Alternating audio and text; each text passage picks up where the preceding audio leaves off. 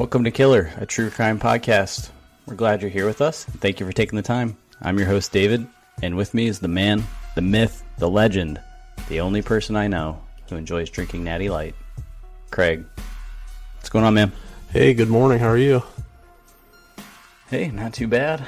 So this is episode number 1 of Killer. Yeah. Now, we've done some other stuff on the side in the past, which was pretty fun, but this is definitely a more focused and organized podcast this go around. Yeah, I'm really looking forward to this new experience. Yeah, I am too. It's going to be pretty exciting. So, Craig and I have done a lot of stuff together and previously worked together, and so we ended up doing another podcast completely unrelated to anything true crime, and then I guess my passion for true crime kind of bled into us starting a new podcast that is the focus of true crime. So here we are. I really love these stories, and I get really into this stuff, and it just gives me an excuse to really dive into a lot more cases and study this stuff and talk about it. So I don't know about you, but I think I drugged you along for the ride. Yeah, I wouldn't say you drugged me along for the ride. I've had a fascination with this stuff for quite a while too. I haven't listened to a lot of the true crime podcasts up until here recently, but I've listened to some, and yeah, there's pretty fascinating stuff. But I've read up on some of these guys in the past. Just it seems like once you start unwinding the narrative behind some of these crimes and behind some of the people that have done some of these heinous things, it just draws you in. So I'm looking forward to this for sure. That's where I am. Yeah, it's fascinating. Like, you get into some of this stuff and just you can't put it down, and it's more like it's so opposite of me and my personality that when you get into it, you start just kind of like, it's fascinating for me to put myself into these situations and try and put myself in the mind of these people who do these things. So yeah, I'm with you on that. Well, this week we are going to cover the case of Krista Harrison. And for our first case, I chose something that's a little more local to me, but Craig and I are both based out of Ohio. We are in opposite corners of the state, I would say. Yeah, pretty much. It feels like it, yeah. Anyhow. We're going to go ahead and cover the case of Krista Harrison and Tina Harmon, as well as their killer, Robert Buell. And we'll get started on that here shortly. All right. I say let's get into it.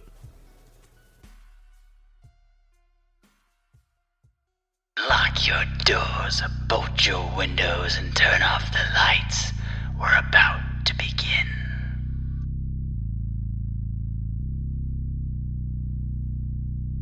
He was asked if he had any final words. His response? Yes, I do. I had invited the governor to be here today, and Mrs. Taft too. He obviously didn't come. Governor, if you can't bring your wife to your workplace, you are obviously ashamed of what you do. If you're ashamed of what you do, you shouldn't be doing it. Jerry and Shirley, I didn't kill your daughter. The prosecutor knows that. And they left the real killer out there on the streets to kill again and again. So that some good may come of this, I ask that you continue to pursue this to the end. Do not let the prosecutor continue to spin this out of focus and force them to find who really killed your daughter. That's all I have to say. These were the last words spoken by Robert Anthony Buell on September 24th, 2002, as he sat strapped to a gurney, staring at the ceiling, avoiding eye contact with anyone, and preparing to be put to death by lethal injection. Buell's last words were directed to the family members representing their lost loved one, Krista Lee Harrison. So, right there you have Buell obviously being executed for some crimes that we'll get into here shortly. And those are the last words that he speaks as he's preparing to be lethally injected. And this wouldn't be the first time that he was almost ready to die. I believe it was in 1996 he was getting ready to be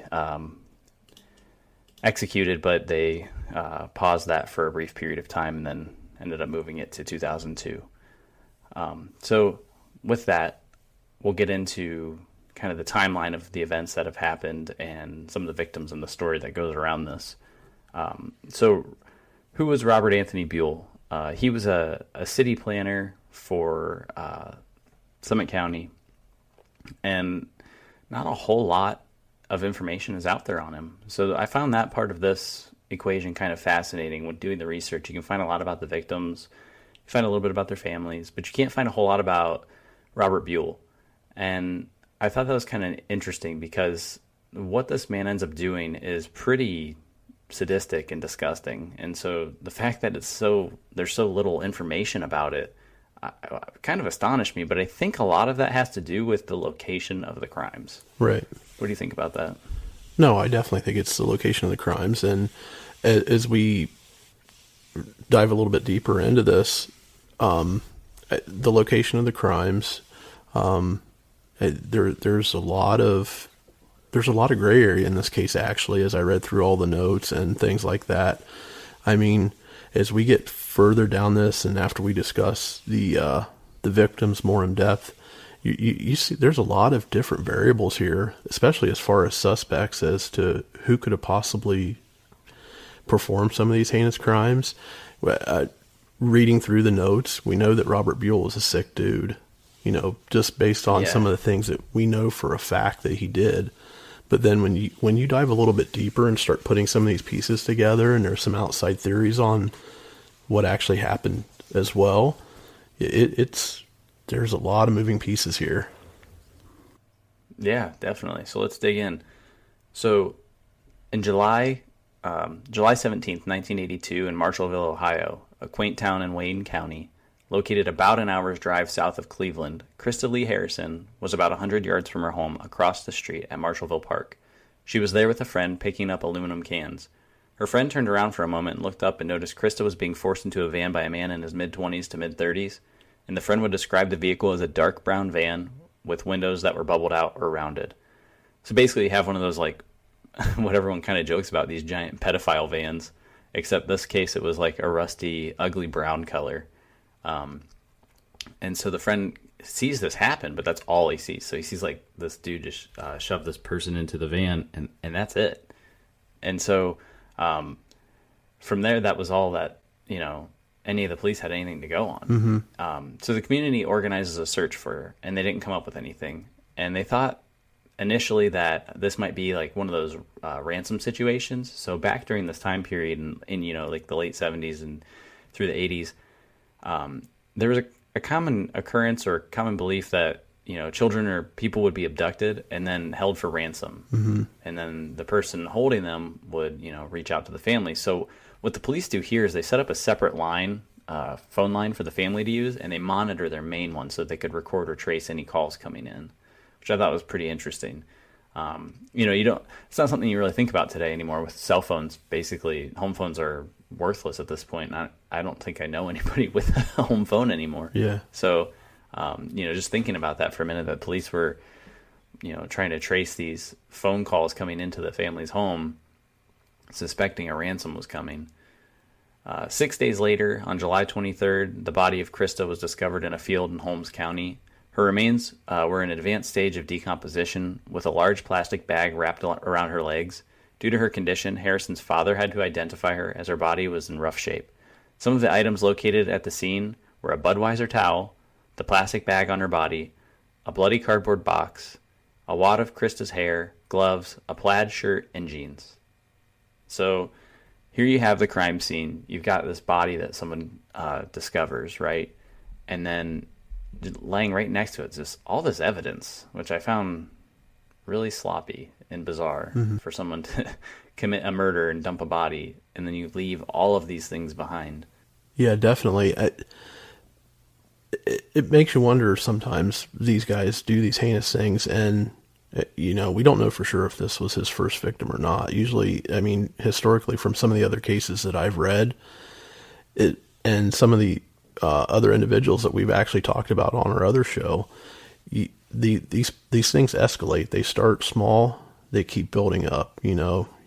These guys, or whoever the potential person is, they start with something like breaking and entering.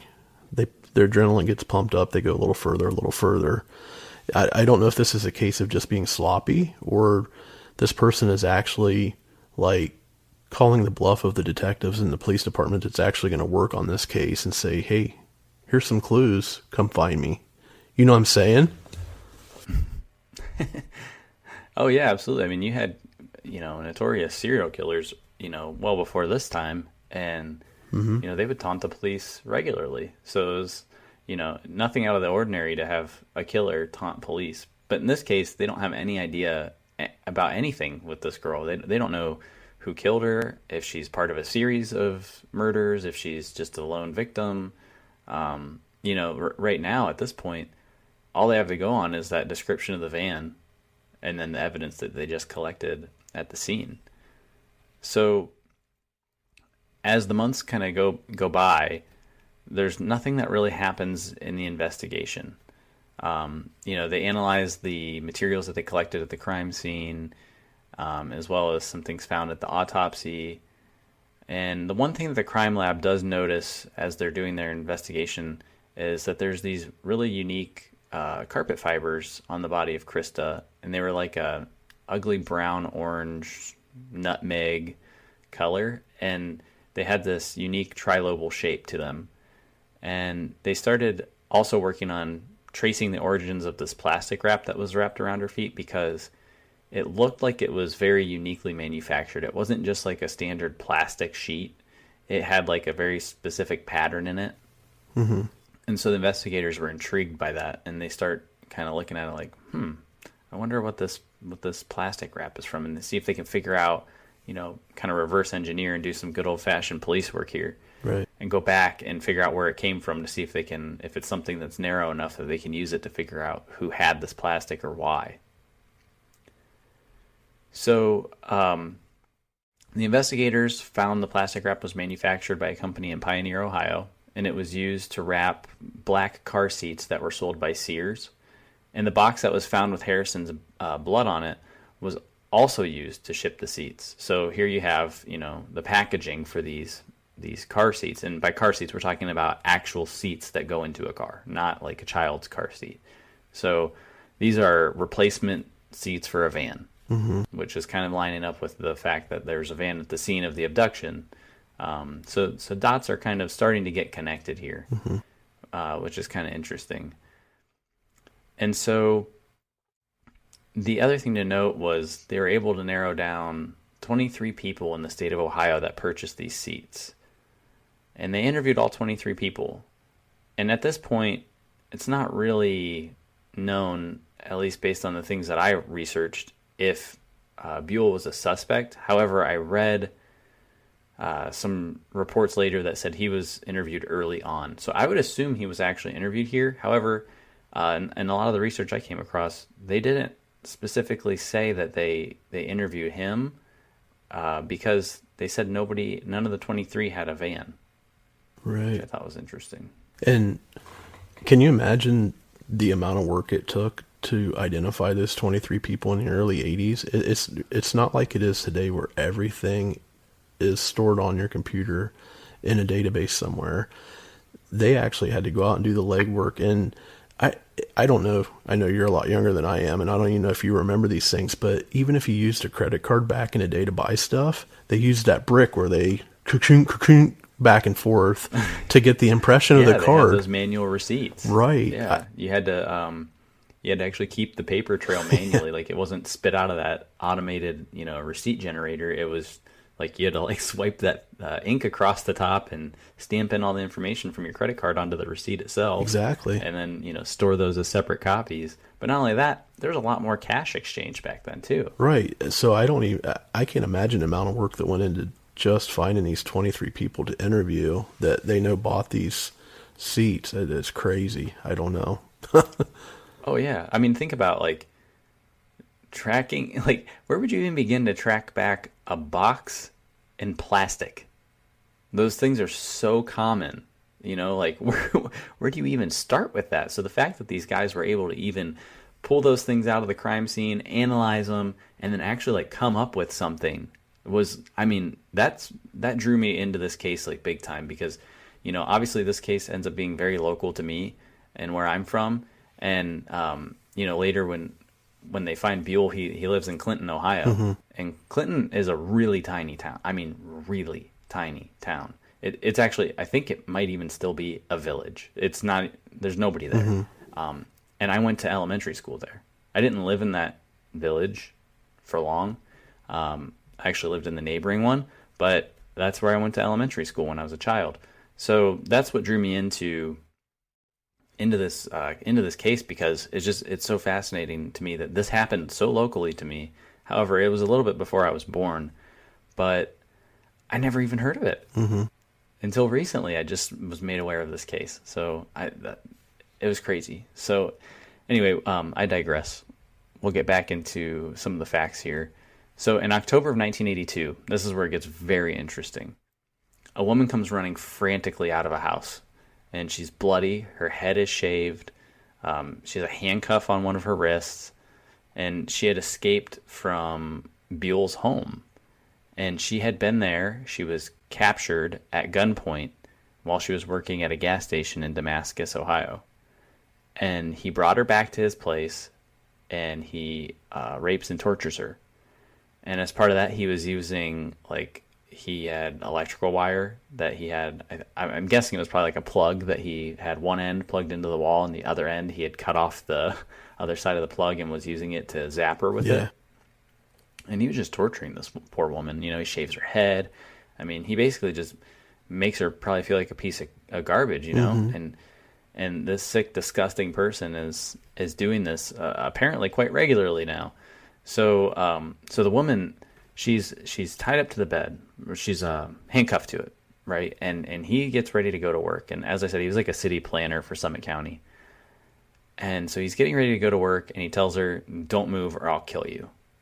Stay right here. I'll be back shortly." And then he leaves for work. Somehow she managed to slip one of her hands through a handcuff. He didn't have it tight enough.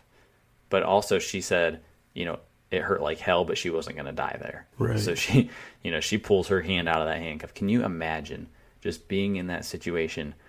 You're sitting there, you've already been just completely tortured, out of the blue even. I mean, you're at work.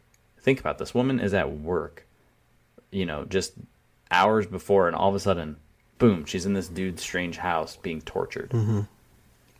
No, I can't imagine. And just to have the resolve and the fortitude to escape and then run to somebody's house, I can't imagine. I mean,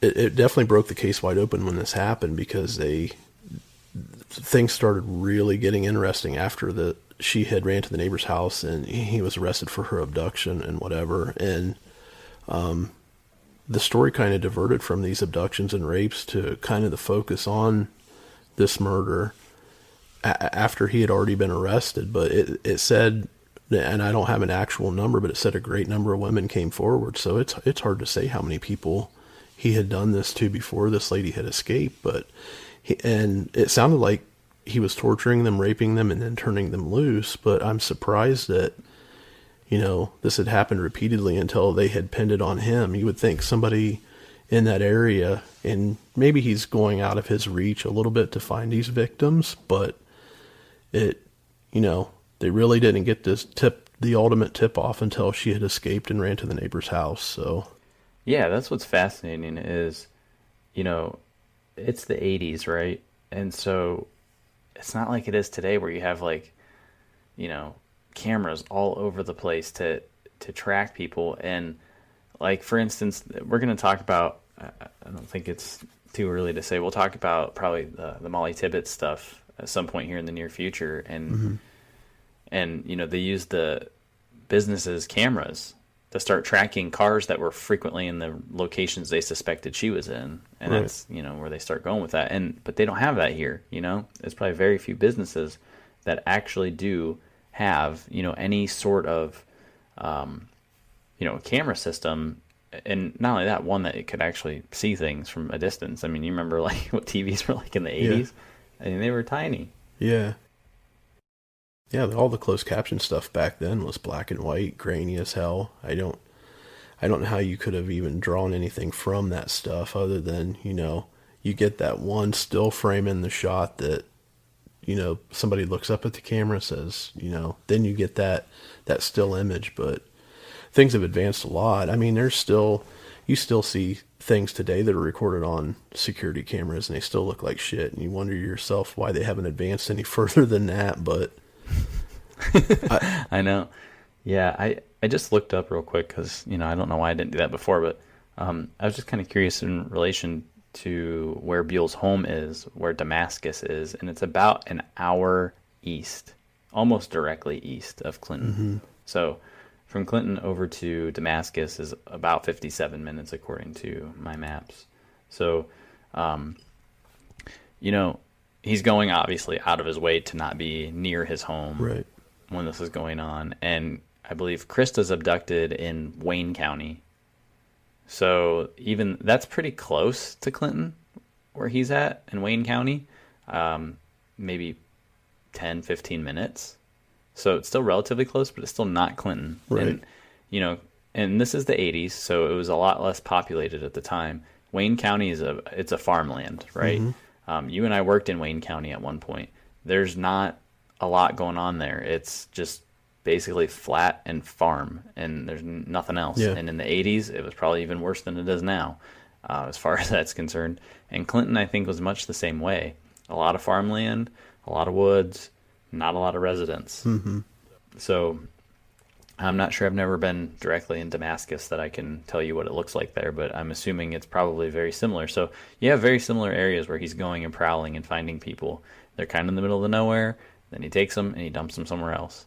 So, that was pretty fascinating. So you kind of alluded to it, but we'll go through it here. Buell was arrested for the capture of this woman, and it was discovered he had a van matching the description of the one that was used to abduct Krista. And once they began investigating further, they were able to determine the carpet fibers from the van matched those of the ones found on the body. And in addition to the fibers, the paint stains found on the jeans that were left near Krista's body was also matched to paint found at his home. So we're starting to, this is really before DNA evidence is a thing, mm-hmm. Or reliable thing, and where they can actually use it for more than just kind of a rough guess or a likelihood. Pretty much we take DNA now as fact almost. Right. When you look at the numbers, it'll be like this DNA matches like 1 in a trillion, or whatever. Yeah. They give you some crazy astronomical number. But back then they connected the dots in different ways, and through good police work, they're able to start kind of lining things up. So here we have Buell. He's captured for this woman escaping, and now they're starting to get suspicious of him and Krista, right? And they start tying these things together. And here's where it kind of gets more interesting.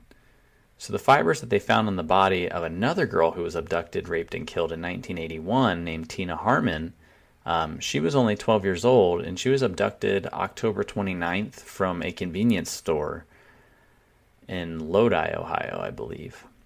And her body was found 5 days later, on November 4th, 1981, in an oil well, or on an oil well, I should say, in Bethlehem Township in Stark County.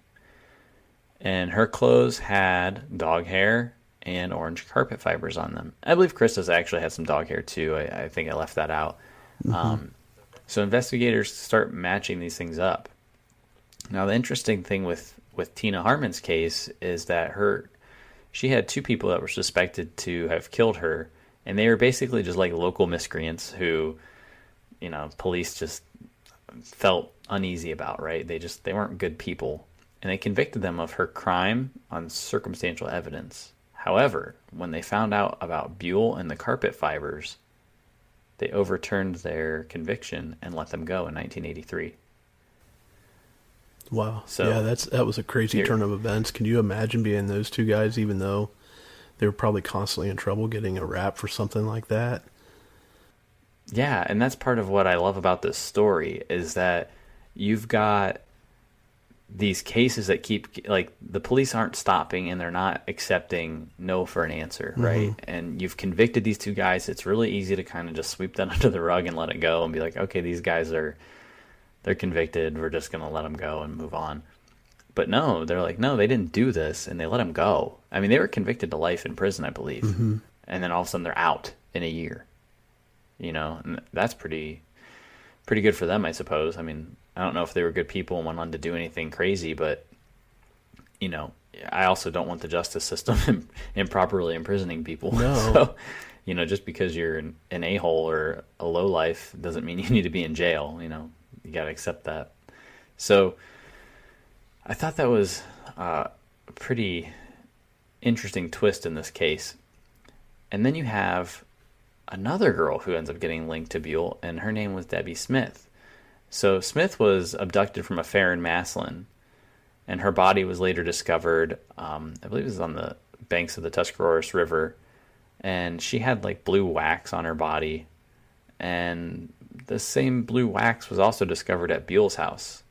But it was kind of common, so they didn't really have anything to go by to make a conviction or anything like that, but they're linking these together. So these three girls are now linked. So you have Krista, Tina, and Debbie, and also the woman who escaped from the house, who will remain nameless. She was gone. So you've got Buell leaving these bodies everywhere and leaving evidence all over them. So not smart on his part. However, I would argue most people who are killing people aren't very smart. So then you end up, Buell gets a sentence to 121 years in prison for the kidnap and rape of 2 women in January of 1984. In April of 1984, he's convicted of aggravated murder and sexual penetration of Krista Harrison. Buell was sentenced to death, which was upheld by a judge on April 11th. So he only gets convicted in Krista's case. They don't convict him in the other 2 because they don't have enough evidence. Now, in Tina's case, they probably have enough evidence, but they figured why you don't need to try him, for that murder as well. You already got him. He's already going to die. And I think that they also hold these things back in case like something comes up and they somehow get him out of it later. It's like, okay, well, let's try this one then. Right. That kind of thing. So he spends the next several years in prison appealing his cases, and they keep getting denied. And then in July of 1996, they move him to what they call the Death House, which is a prison in Lucasville, Ohio, and that's where he'll end up being executed. And so he goes through the appeals process all the way up until September of 2002 when he gets executed. So that sounds like it's really the entire story, but it's not quite the entire story. So we have, Buell goes through, we find him, convict him, he sits in prison for a while, goes through his appeals process. And then we end up, he's in prison and he keeps claiming he's innocent. And this is what's fascinating. So I don't know what to believe here, and I don't know what your thoughts are, but he keeps saying he didn't do it. And he goes through and he researches his case and he comes up with some points, and we'll discuss those here in a minute. But, every killer I feel like says they're innocent.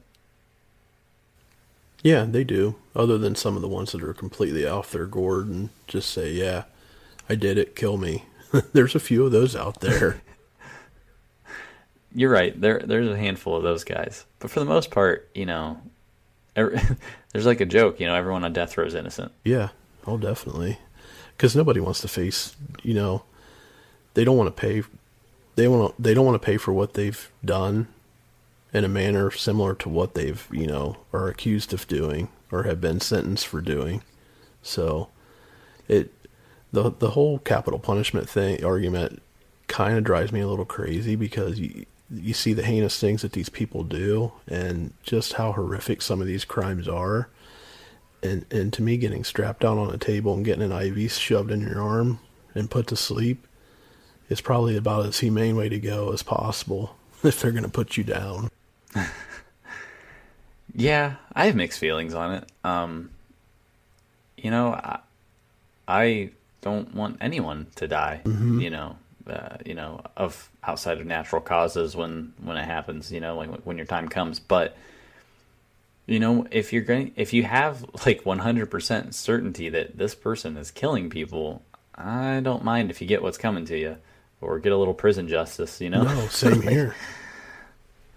Yeah. So that's where it gets hairy. I mean, there's a lot to say about the, death penalty in this country and how we execute prisoners and those kinds of things. But, a lot of these guys get to live these cushy lives in prison, and, they don't have to suffer a lot of consequences once they're in there.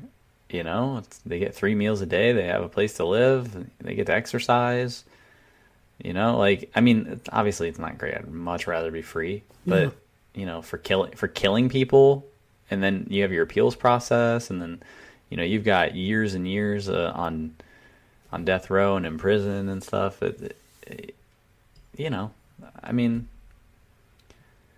There's a lot that goes into that, and I don't know. I don't have an official stance, but yeah, it's just I don't know. I don't want to get too far into that, but anyhow, it sounds like in this case he deserves it. So let's talk about Buell pleading his innocence. So I thought that was kind of fascinating. I found a few resources that kind of talk about him professing his innocence. And so in June of 2000, so this is 2 years before he's executed, or a year and a half. Yeah. He's still adamant that he didn't murder Krista or anyone else. And he claims that the prosecution did not call key witnesses, such as one that could say that they saw a van matching his description driving around while Buell was at work. So, here he's saying, I was at work, and there's still this van being reported driving around that matched the description of the one that I had. So how can you say that it was me for sure? And then his next claim would be that there's several more murders matching the same MO that are still ongoing. So meaning the real killer is still on the loose, doing very similar things to what Buell was doing. So this kind of fascinates me, right? You got this guy, he's abducting women, he's torturing them, he's raping them, and it's a stretch now to suddenly think you're not killing them? So where are you going with this, dude? So, he's quoted as saying, while discussing the case,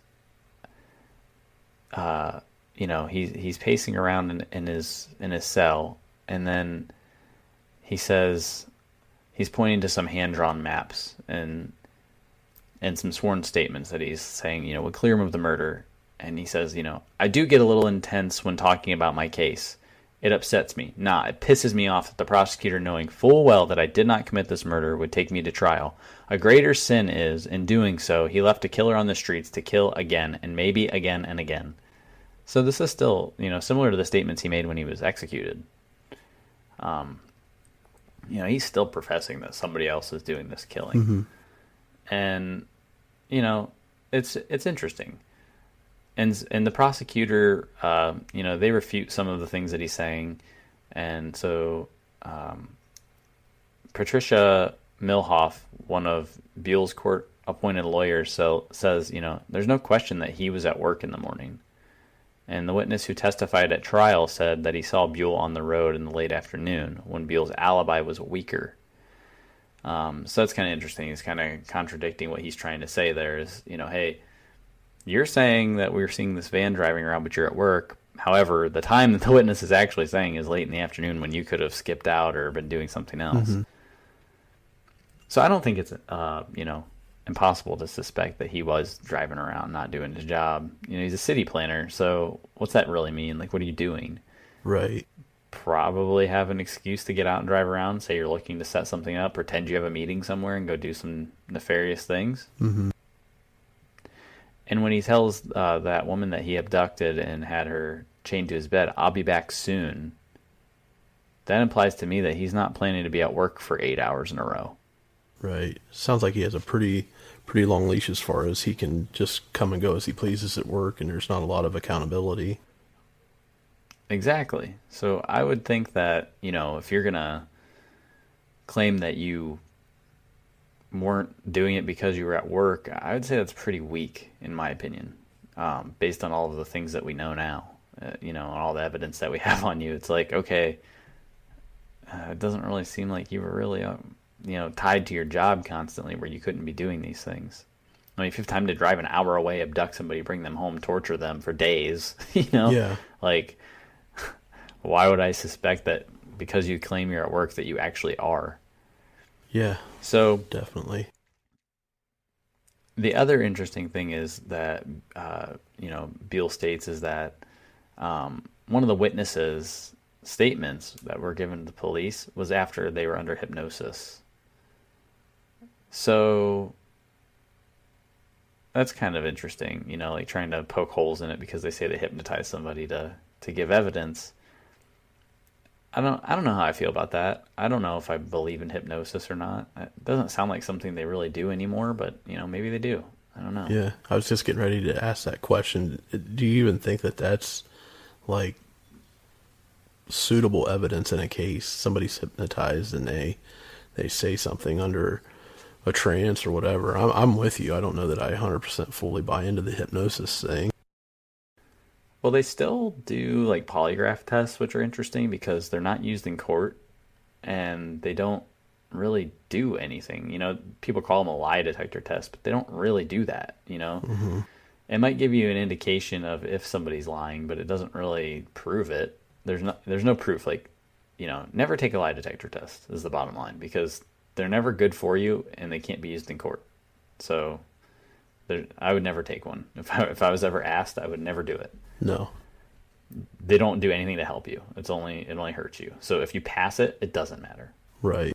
And if you quote unquote fail it, it still technically doesn't matter, but then the police get a lot more suspicious of you. Yeah. And who knows why? Like, I'm kind of a nervous person, so like if somebody if I go to get in trouble, like all of a sudden my face turns bright red, my heart's racing, I can't catch my breath. If the cops are going to pull me over, I'm not calm and collected. I'm like freaking out, right? Yeah.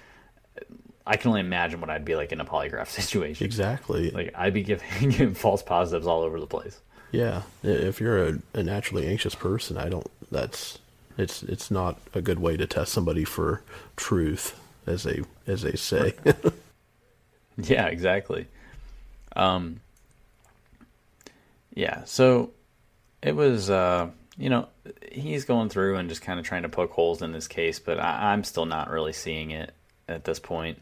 And so he ends up being executed, obviously, and things don't work out for him the way he was hoping. However, in 2010, this is kind of interesting here. So this is where the case gets kind of fascinating and some of these theories come out that I think are very interesting to this case. So you have there's a local investigative journalist / crime writer, James Renner, and he is looking into some of these cases, and he's specifically looking a lot into this Amy Mahalovic case. It was another young girl in Ohio who was abducted and found later, and so he's trying to I think what he's doing here is trying to connect the dots between some of these cases, right? And he's like, well, could Buell have been responsible for this, or whatever? And so he's looking at this Tina Harmon stuff. So that was the second girl that was found. And he's trying to connect them and see if there's anything interesting here. And so they find that there was DNA evidence that was collected back then, but they couldn't really do anything with it. But now they can, and it's 2010. And so Renner's going back and forth with Wayne County and talking to them and saying, hey, you guys should test this DNA, because what he's trying to do is rule Buell in or out, and if he's out, then maybe the same person abducted Amy Mahalovic, and maybe it wasn't Buell, as he was saying. And so Wayne County, this is funny, they push back and they're like, no, we don't need to do that. Buell did it, we're done. Mm-hmm. Wash your hands. See you later. So Renner goes, well, how much does it cost to do this? And I think they say it was like $400 to test the DNA. And so he's like, I'll pay for it. Like, no, we can't do that. We can't set that precedent. Yeah. He's like, okay, well, we'll get the community to pay for it, or, or her family will pay for it, or whatever. We'll raise the money. And they're like, no, we're not doing that. So he goes to the media and puts the story out there that Wayne County won't test DNA for $400 or whatever the dollar amount was. I think it was $400. Yeah. And so he basically shames them into testing it, which I think is hilarious. Like, Wayne County, that's really shitty. You should have tested this. Like, I don't understand why you wouldn't, just to make it definitive at this point, even if you think that's the answer. Since we're going by DNA as fact in almost all cases, like, why don't you just test this and close the case and be done with it? Yeah. So, because, and the thing was, Wayne County, I say close the case because they had it open, but they said it was closed, but it was really still open. But they're like, yeah, it's closed as far as we're concerned. They're not actively doing anything with it. However, it wasn't really officially closed. It's like, well, let's officially close the case. What are you leaving it open for? You've got DNA. Let's test it. So they do. And they find that there's semen left on Tina's clothing, and it matches Buell. And so that connects him officially at the end. So no surprise end, but just the whole drama around getting it to the point where they go test it. It's like, what the hell, guys? Like, what are you doing? Yeah. Why, in a case like that, you think you would just take every lead possible and just do it. It's not even the $400 at that point. Who cares? It's just, if you can close a case and put it to rest, it's worth a hell of a lot more than $400. Yeah, exactly. So I don't understand. So the next part of this that's really interesting. So as Renner's kind of going through this stuff, he comes up with some theories based on his investigation of the situation, which I find this to be completely fascinating, and I think you guys will as well. So Buell says he writes a book, and it's called The Serial Killer's Apprentice. And so what's that mean? You've got a serial killer, and you've got someone who helps the serial killer. And so in this case, you've got Buell, right? And he was convicted and killed of doing these things. But what we find out is living with Buell at the time was somebody else, and his name was Ralph Ross Jr. So Ross is Buell's ex-wife's sister's son. So follow me down the rabbit hole here. He refers to Buell as uncle, even though they're not technically related, right?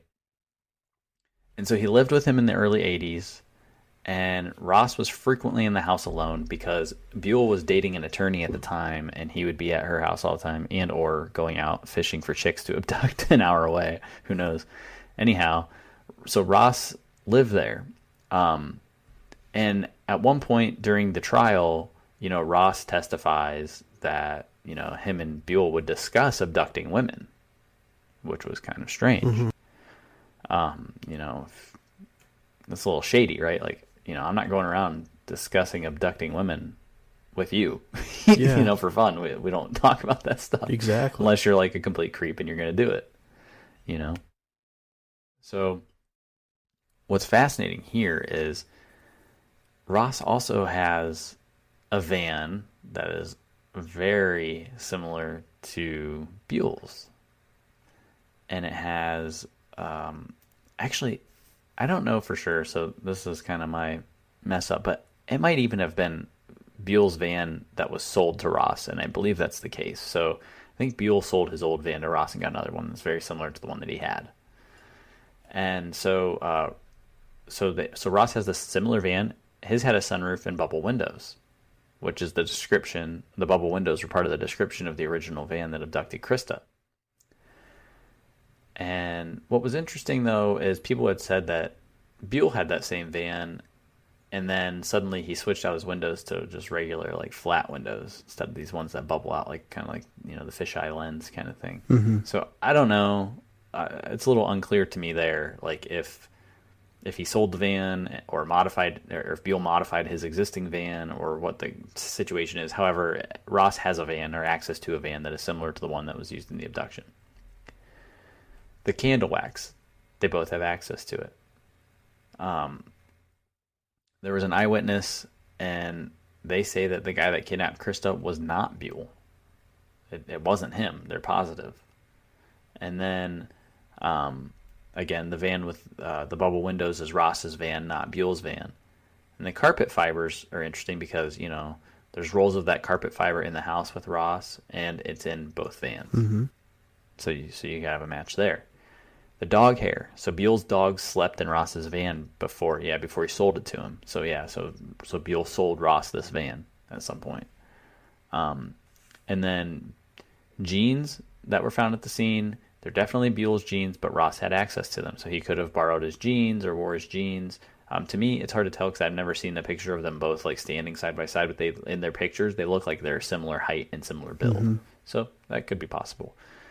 And then and the plastic. So they did work together on these seats to put them into Ross's van.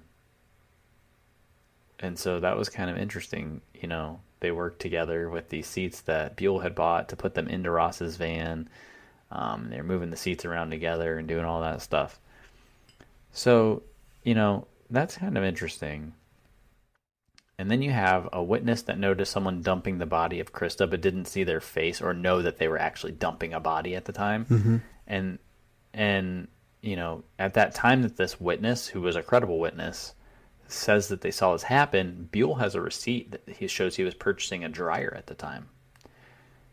And what gets even more interesting is Ross calls off work that day and then returns the following day with his arm in a sling. And so he suddenly has this injury. And there's no record of him at his work getting hurt or anything like that where he would, you could track that he was injured on the job or anything like that. So, and once word kind of starts getting out about this stuff, he ends up like just quitting his job and starts working for his mother, who, and this is kind of interesting as well, she is like a craft maker, like an artist who makes like these crafts and stuff and sells them at fairs. Well, you have the third girl in this equation, Debbie Smith, who disappeared from a Massillon fair. Ross was working for his mother at the time, who makes crafts and sells them at fairs. Interesting. Yeah. There's a lot of things that tie together there. And the thing with Ross I found interesting too was I read a little bit further down in Renner's, description of Ross and how he tied into this case. One thing was, like you said, he just quit his job and tried to go off the radar after some of these accusations started coming out around him and, the possible connections to all of this.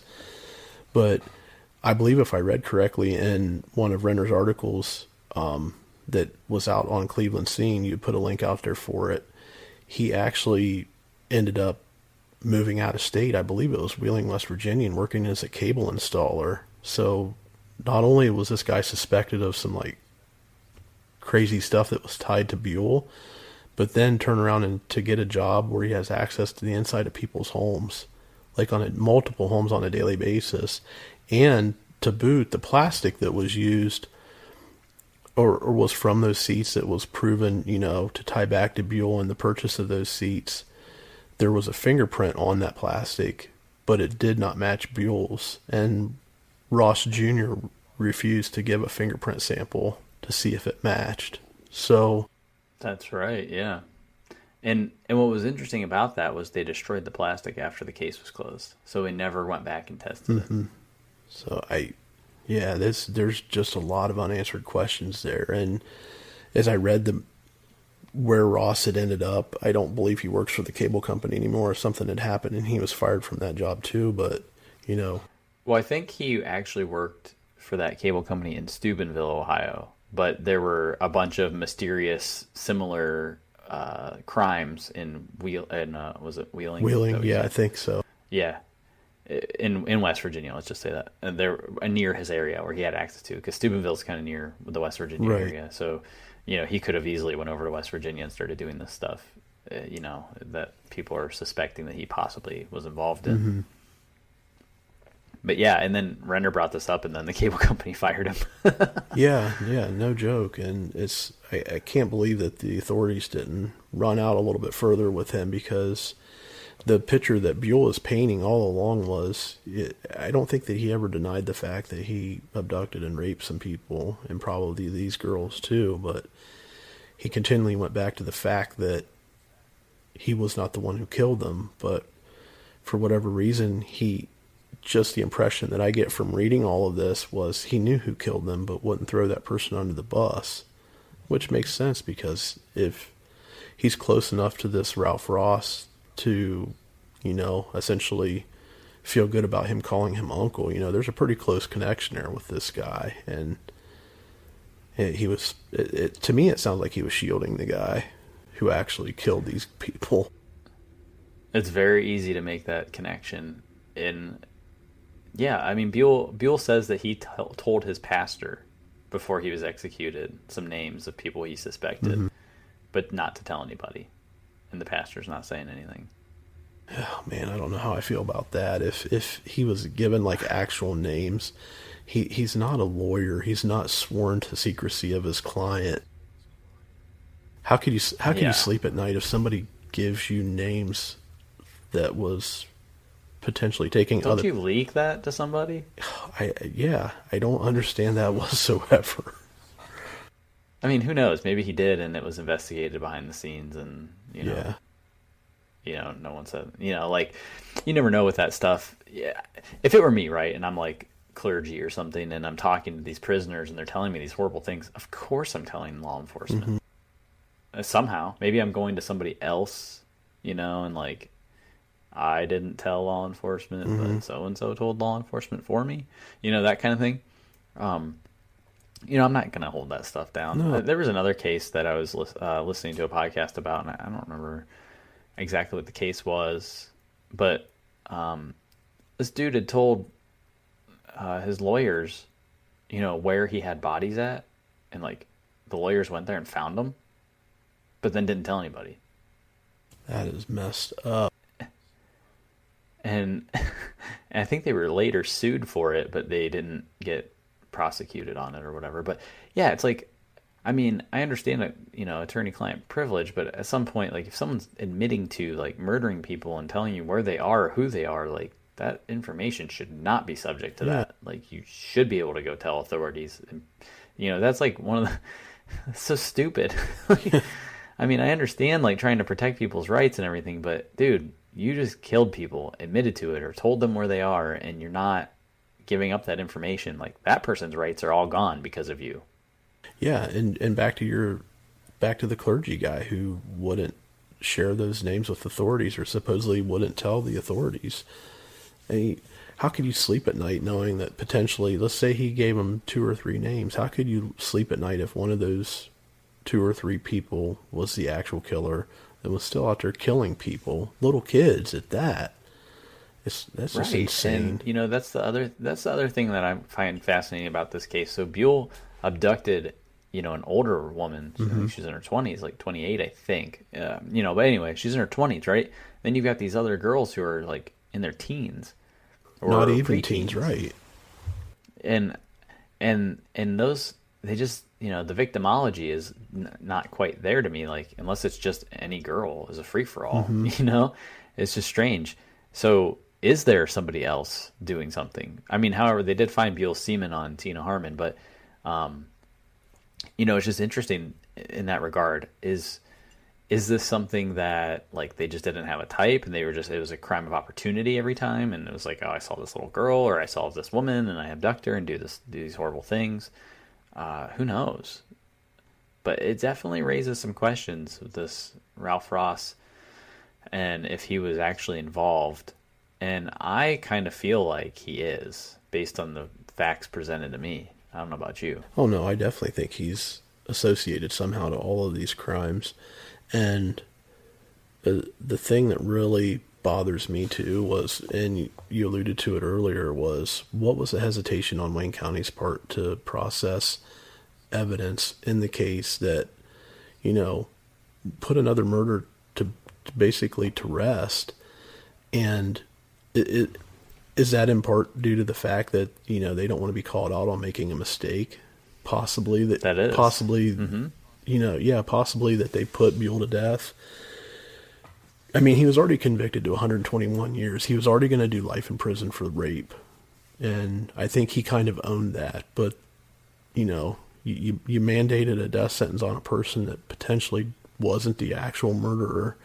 Do they not want that flaw in their investigative procedure to come out and have their name dragged through the mud. I think there's a lot more to that too. Yeah, and that's what's fascinating is, you already convicted him on Krista, and you didn't convict him on Tina or Debbie, right? And so you convict him in Krista's case. Why not process this evidence? Because just because you process it and if you found it was somebody else for Tina Harmon, that doesn't necessarily mean that he did not do anything with Krista. So you could still save face that way if you want to spin it. However, you're right though. I mean, if you did put him to death and then made the assumption all along that it was Tina Harmon, you look like an ass if it's not him. Right. You look like a complete ass. You've got DNA evidence you could have tested long ago and it doesn't show up with him. Like, oof. Yeah. Egg on your face. Big time. I mean, they did have a little bit of egg on their face because it ended up being Buell's DNA, but they celebrated it like it was a success for them. Right.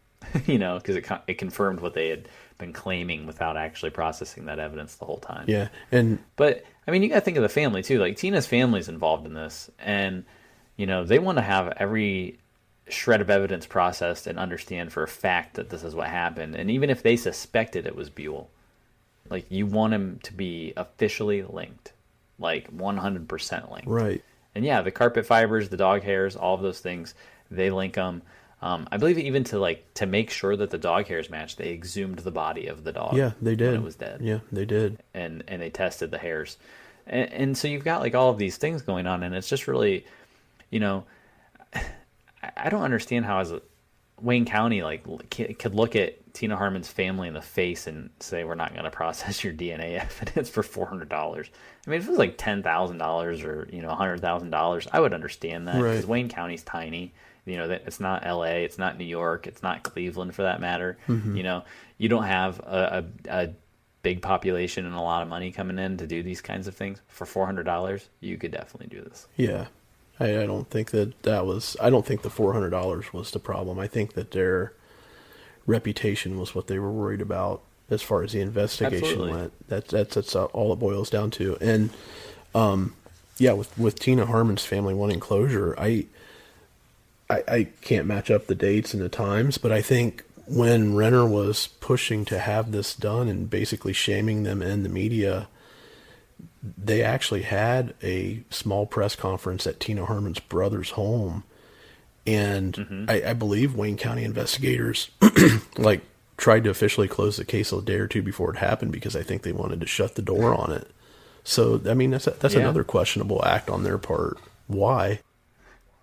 Yeah. Well, I mean, yeah, it's one of those things, like, it's okay to be wrong, but you have to be able to admit that you're wrong. And, we live in a society that's a little bit different now than it was in 2010, where everyone's out witch hunting, right? And they're looking for reasons to poke holes in things that you're doing and to find you at fault for whatever and try to, get you to lose your job or whatever. People aren't looking at the human side of things anymore. Everybody's kind of a robot now through their phone, right. And the human on the other end is basically just a pawn in the big game. Yep.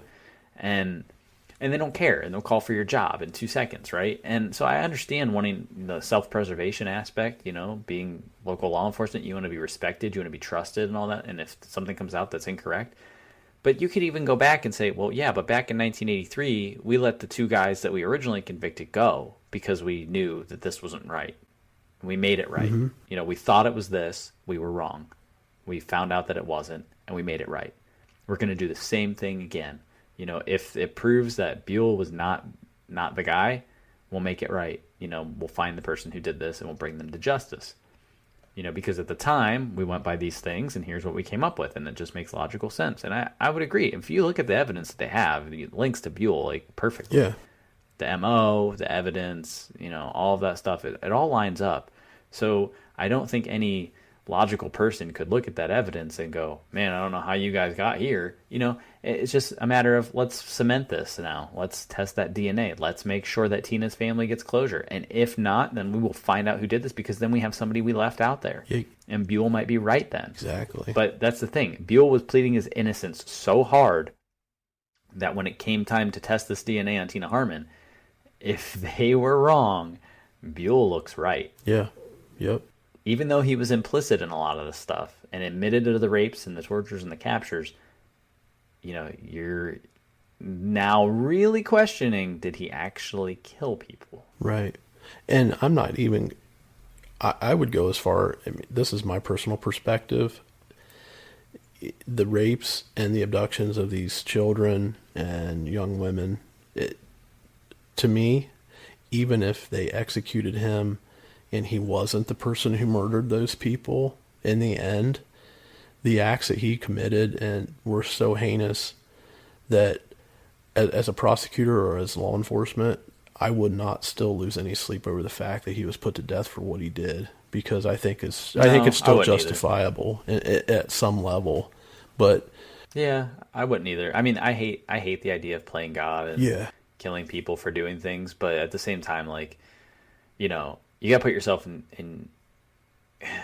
This is the thing. Like, you kind of have to try to empathize with the situation in some way, and so I put myself in this lens. Let's just theoretically say Buell is not found to have DNA on Tina Harmon and somebody else. Okay, so now we're like, okay, shit, did he actually kill people? Mm-hmm. If you saw Buell pulling your daughter out of that gas station and or knew where he took her and found her tortured at his house, would you shoot him?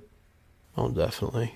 I'd probably... Exactly. So, okay. All right. So if he got killed for the death penalty on this one, I guess I'm okay with it. But, that's what I go with. Like, would I have, in self-defense, killed that guy for whatever he was doing at the time? And absolutely I would have. Yeah. No, not without a doubt. And he, like you said, he's implicit in these crimes to the point where he could be the abductor. He's the person torturing and raping them. But it sounds to me like, all indications from the evidence that Renner brought out points to the fact that Ross Jr. likely could have been the person killing them. But Buell was enabling him to do so because he may have already abducted the person, raped them, done whatever he want, and, got his rocks off. But then that person is in that situation and Ross finishes the job, so to speak. So he's just as much an accomplice in the whole thing, I think, at the end of the day. Yeah. Even if he was just the body dumper, like, even if the body was already, the person was already killed and then they'd had the body to get rid of and he was doing that part of it, he's just as guilty. He's aware of what's going on. These innocent people are being tortured and killed and he's not doing anything about it and not reporting it. Shame on you. So I think that sums up our feelings and thoughts on the case. And, so I guess I would say we can put that one back in the filing cabinet and we'll pull out the next case file next week. So that being said, that's the case of Robert Anthony Buell. I found that one to be pretty fascinating. I'd say we have a few plugs to do here at the end. So if you enjoy our show, please rate us wherever you listen to podcasts. So I know most of you will probably listen and rate us in iTunes. But don't forget, there's also Spotify, there's Google Podcasts, Stitcher. There's a lot of other options out there. I would like to note and recommend that if you listen to our show, try to use, if you're on an Apple device, try to use Overcast. It is an alternate podcast platform. And basically, it's all the same shows you can get through iTunes. They use that same library to find shows and pull them in. However, what's nice about Overcast is it supports chapters and images. So what that means is when we present cases to you, we will try to put case materials into the show, meaning you can see what chapter we're on in the show. So if we're doing, like in this case, we're talking about the evidence, we're talking about timeline or something, I might put a map in there and you can then see visually where things are in relation to what we're talking about. So I think that's kind of helpful, kind of neat, interactive way to enjoy the show. And so I recommend that. I do know Apple Podcasts will be supporting that in iOS 12, which releases in the fall. I haven't used it personally, so I'm not quite sure on how it works. So I would recommend Overcast.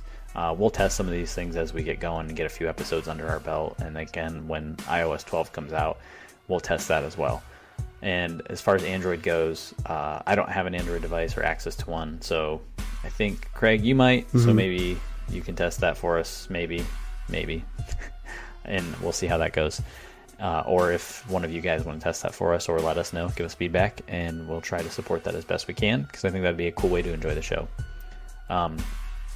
If you'd like to support us financially, you can do that. We have a website. You can head out to our website at www.killerpod.net, and there is a support button in the navigation menu at the top of the page. If you're on a mobile device, you just click the navigation drop down and go to the support page, and it will link you out to a place where you can help support the show. Craig and I do both have full-time jobs, so this is kind of our part-time hobby right now, and we hope to get into this and be able to do this at a much more regular interval, maybe cover 2 cases a week at some point. Right now, it's probably going to be just 1, because it is a lot of time for us to do the research, do the recording, edit, get a show out, and all that stuff. Anyway, follow us on social media. We're on Twitter at @killer_podcast. That's the only one that has an underscore in it is Twitter. Everybody else, Instagram is Killer Podcast. Email killerpodcast@gmail.com. And you can also visit our Facebook page, facebook.com/killerpodcast. We will post things on our website from time to time, case files, show notes, those kinds of things. They'll be under our blog on our webpage. As we kind of get ramped up here in the first couple episodes, I don't know how frequent that will be or how good it'll be. We're kind of working on the actual show first. That's the most important part, and then all the supplementary stuff will come later. So that being said, I think we're going to call it a close here on the episode number 1. Craig, you have any parting words? No, I think for our first episode out of the gate with this show, it was really enjoyable. Looking forward to the next one, and like David said, follow us on all the usual social media channels and check out our website. That's right. Hit us up. We like to talk. Craig likes to talk shit to people on Twitter, so be nice to him or he'll be mean to you. I'll behave myself on this account. Fair enough. All right, everybody. I want to leave you with this close, and it is: monsters are real, and ghosts are real too. They live inside us, and sometimes they win.